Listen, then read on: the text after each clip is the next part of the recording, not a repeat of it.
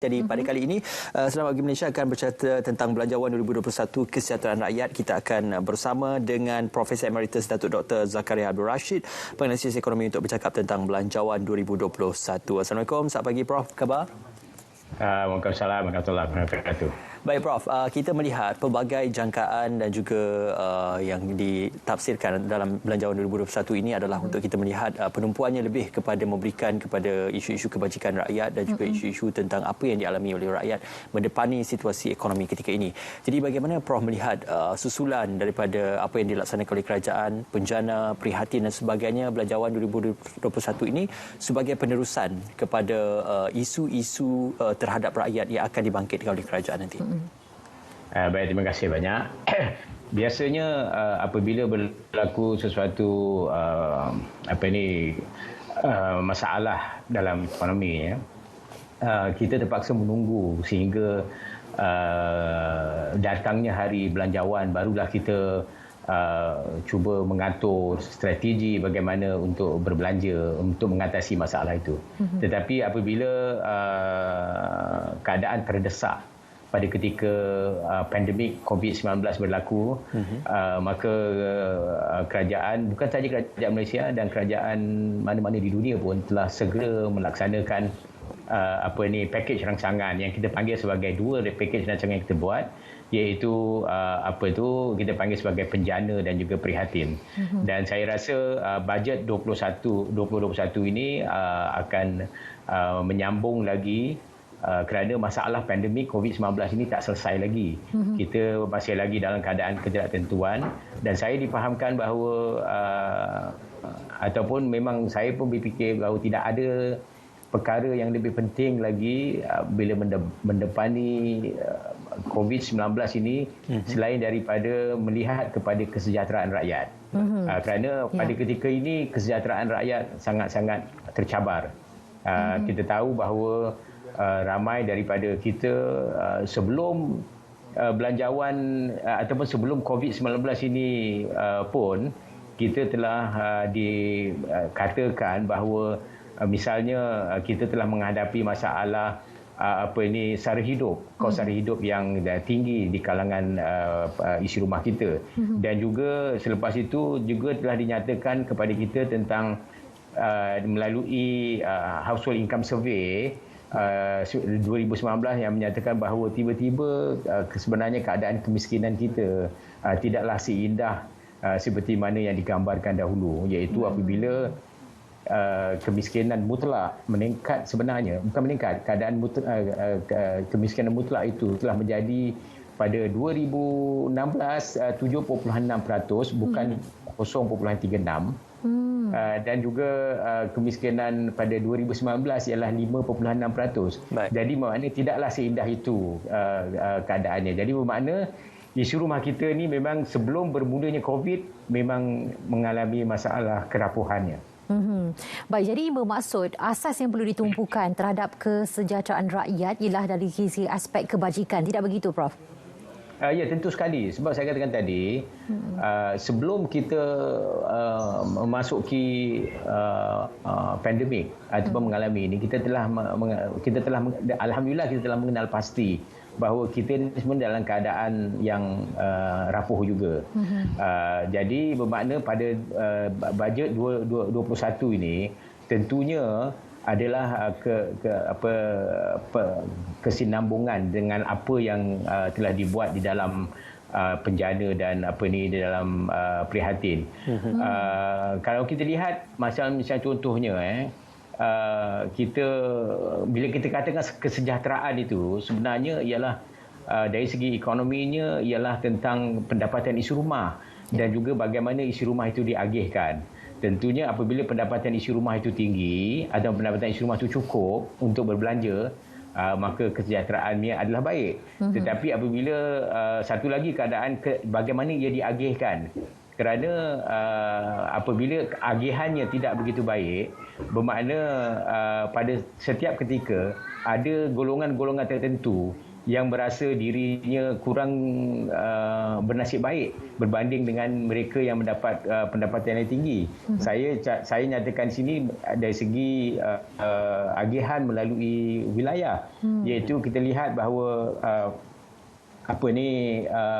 pendapatan isi rumah mereka yang di Sabah Sarawak itu lebih rendah daripada di Semenanjung. Begitu juga antara strata, iaitu pendapatan golongan B40 yang kita sebut sekarang ni berbanding dengan T20 top 20 tu sangat berbeza sekali. Dan begitu juga agihan antara kaum, iaitu antara pendapatan Bumiputera dengan pendapatan bukan Bumiputera. Gapnya sangat besar. Jadi kalau kita lihat dari segi Gini coefficientnya, Gini coefficient ni mengukur ketidaksamarataan agihan pendapatan isi rumah ni. Dia berlega-lega pada angka yang masih lagi tidak memuaskan. Dan bermakna kita masih lagi ada masalah dalam agihan pendapatan. Jadi dua perkara kesejahteraan ini, iaitu taraf pendapatan isi rumah, paras pendapatan isi rumah, dan keduanya bagaimana ia diagihkan. Prof, kalau kita melihat Kementerian Keuangan Malaysia telah pun membuka laman sesawang untuk mendapatkan undian dan juga pandangan daripada rakyat dan juga masyarakat tentang apakah yang diharapkan dalam Belanjawan 2021, dan ini merupakan salah satu daripada perkara yang kebiasaan dilakukan untuk menilai apakah respon daripada masyarakat sendiri tentang situasi ekonomi semasa. Jadi bagaimana Prof melihat dengan dapatan daripada ini akan diterjemahkan melalui Belanjawan 2021 dan akan diteruskan dalam mungkin pakej-pakej rancangan ekonomi yang akan diumumkan nanti?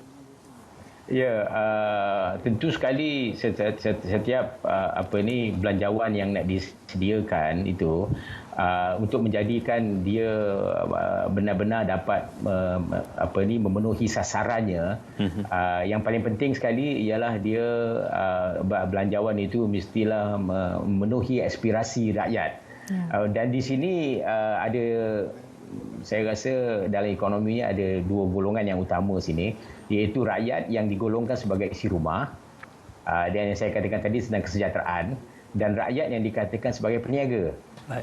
Dan peniaga ini kita nyatakan dari segi bagaimana peniaga-peniaga ini dapat melaksanakan kegiatan-kegiatannya supaya ekonomi itu menjadi lebih makmur. Jadi dalam perbincangan kita pada hari ini, kita nak fokuskan kepada kesejahteraan itu. Dan kita dapati bahawa kesejahteraan ini, kalau saya balik semula kepada soal pendapatan tadi, pendapatan isi rumah kita ukur, ada beberapa istilah yang kita gunakan, iaitu sebagai PGK ataupun paras garis kemiskinan ini. Paras garis kemiskinan ini yang memisahkan isi rumah itu menjadi miskin mutlak ataupun tidak. Parasnya sekarang ni pada 2019 ialah 2,228. Kemudian ada satu lagi paras pendapatan relatif, iaitu lebih kurang dalam 3,200 lebih begitulah. Dan ini kita mengukur juga isi rumah dibandingkan dengan paras garis mutlak. Dan yang ketiganya ialah tentang kemiskinan yang dipanggil sebagai kemiskinan pelbagai dimensi. Bermakna bukan saja kemiskinan dari segi pendapatan, tetapi kemiskinan dari segi dimensi kesihatan dan juga kemiskinan dari segi dimensi pendidikan. Dan juga satu lagi ialah tentang perkara-perkara kehidupan yang lain. Jadi bila kita katakan soal kerapuhan nanti, kita nak lihat dari segi dimensi paras pendapatan yang mana kita nak kaji. Kalau di Malaysia ni, dari segi pendapatan PGK atau paras garis kemiskinan, memang tak ramai rakyat Malaysia yang digolongkan sebagai rakyat miskin mutlak. Lebih kurang pada 2019 lebih kurang dalam 5.6% sahaja. Jadi memang tak ramai lah. Jadi itu satu kejayaan walaupun angkanya telah makin bertambah besar kerana semakan tadi. Tetapi apabila kita lihat terutamanya kemiskinan relatif dan kemiskinan pelbagai dimensi. Di sini letaknya cabaran kita. Itu sebelum kita memasuki COVID-19, iaitu apabila KDNK kita ada pada parah 2019. Tetapi mesti ingat, apabila kita memasuki COVID-19 dengan sasaran ataupun dengan unjuran KDNK kita yang akan merosot pada tahun ini, bermakna bilangan isi rumah yang miskin relatif dan juga miskin pelbagai dimensi tentunya akan bertambah, kerana mereka ramai pada mereka akan kehilangan pekerjaan dan kehilangan pendapatan. Kita difahamkan bahawa kalau mengikut Bank Negara punya telahan, iaitu kita akan mengalami kemerosotan, recession, lebih kurang KDNK tumbuh secara negatif antara 3.5 hingga 5.5% mengikut unjuran yang terbaru. Jadi kalau kita lihat prestasi outlook pada ketika ini, memang saya rasa hampir pasti kita akan mungkin mencapai keadaan negatif 5.5% ataupun mungkin lebih bertinggi itu. Sebab pada suku kedua ataupun pada pertengahan suku kedua tahun ini saja, kita telah tumbuh pada negatif 17.1%. Dan mungkin pada suku ketiga ni kita baik sikit kerana ekonomi mula dibuka lepas COVID-19, lepas PKP itu.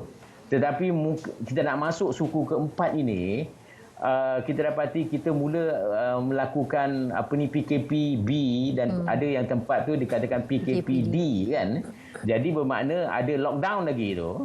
Dan tempat yang lockdown ini pula ialah di Selangor dan juga di wilayah Persekutuan dan Putrajaya. Dan kita mesti ingat bahawa kawasan-kawasan ini adalah kawasan yang sangat penting kepada ekonomi, iaitu saya kira lebih kurang 40% daripada KDNK nasional adalah disumbangkan oleh kawasan-kawasan yang saya sebutkan tadi itu. Jadi bermakna pertumbuhan ekonomi akan terjejas teruklah. Kalau itu bermakna mereka yang akan terjejas, isi rumah yang terjejas disebabkan COVID ini akan menjadi lebih besar lagi. Maka saya memang sudah tepat sekali, maka Belanjawan 2021 ini harus memberikan tumpuan yang khusus kepada masalah memberikan kesejahteraan kepada golongan ini. Ya, baik. Jadi kita ucapkan banyak terima kasih pada Profesor Emeritus Dr. Zakaria Abdul Rashid, penganalisis ekonomi bersama kita pada pagi ini, berkongsi tentang salah satu daripada Trust Belanjawan 2021 iaitu kesejahteraan rakyat. Dan pastinya kalau kita melihat rumit dan agak mencabar juga bagi Belanjawan 2021 ini, kerana bukan setakat aspek kebajikan dan juga aspek kesihatan yang akan diberikan tumpuan khusus, tetapi bayangkan kita berada dalam satu cabaran sosioekonomi yang nampaknya semakin sukar. Betul. Terima kasih sekali lagi pada Prof kerana berkongsi dengan kami. Dan sudah pastinya adalah pelan pemulihan ekonomi jangka pendek dan sederhana yang sedang digagaskan oleh kerajaan adalah untuk memastikan kita bersedia dalam menempuh sebarang gelombang baharu yang akan mendatangi negara tidak lama lagi, insya-Allah dapat sama-sama kita tempuhi secara bersama. Sekembalinya nanti kita akan